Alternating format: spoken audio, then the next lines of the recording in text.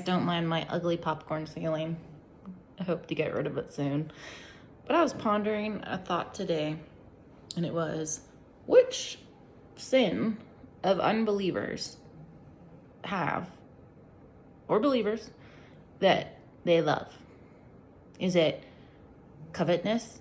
Do people love wanting what they don't have? Is it anger? Do people love themselves and love it that they just had a fit of uncontrolled rage? Do unbelievers love gluttony after they just pig out and they are so stuffed, sluggish, unhealthy? Do they love that? What about jealousy? Well, that's covetousness. What about lust?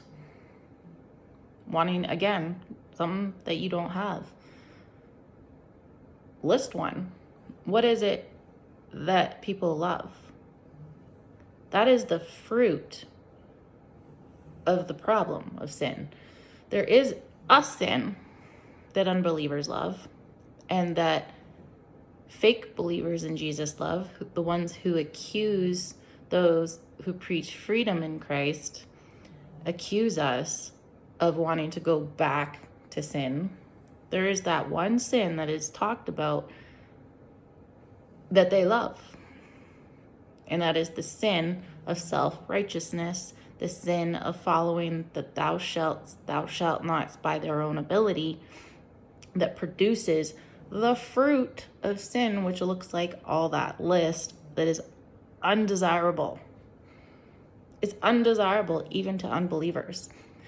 In Romans 2, it mentions that even people, even non-Jews, every human has the laws of God written on their hearts, and by their own conscience, they decide whether they've done good or bad.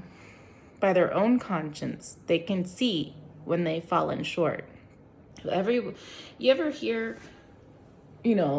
atheists or people who refuse to believe in Jesus Christ say, I don't need God to know how to live a good life. I don't need God to tell me how to be a good person. Like, basically they're saying, if you need God to tell you how to be a good person, then you're not a good person. That's what they're trying to convey. But they, without even knowing that the laws of good and evil, the fruit of the tree of good and evil has already been born on their heart through the birth of Adam. They got it from God. And their own conscience is what determines through them whether they've done well or not.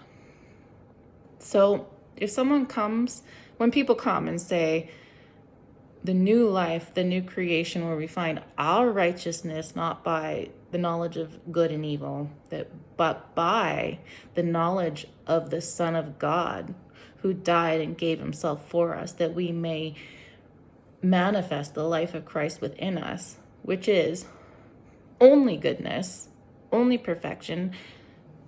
He is perfect. We are not. Our identity is found in Christ.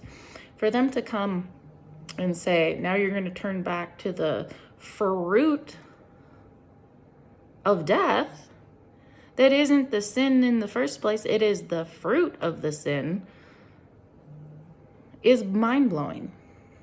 You're not going to, I think Galatians is one of the best chapters to show that the possibility of somebody being free in Christ, but returning to the law of Moses. They came out of the law of the world, which was good, knowing good and evil, going back to a law of Moses, which is basically the same, knowing good and evil, the law of bondage, of sin and death. It'll produce sin in your life. So the only thing these people can see is deeds of the flesh. They measure deeds of the flesh, right? But I say to them, list a sin that an unbeliever or anyone loves in themselves. And do not drop comments like, ooh, Ted Bundy. I'm not talking about psychopaths or people who possibly are demon possessed, okay? We're not talking about I'm talking about your basic, normal human being who thinks they can be good without Jesus Christ, or that Jesus Christ was only a model of how you can live by the law.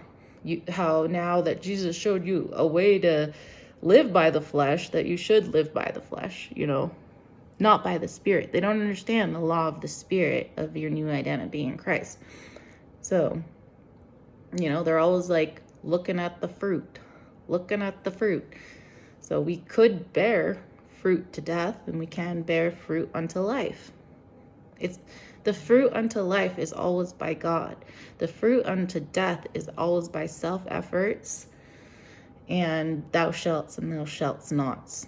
So, yeah, it is a magnifying glass to our disposition, our natural disposition, which is why we rest on Christ. Thanks for listening.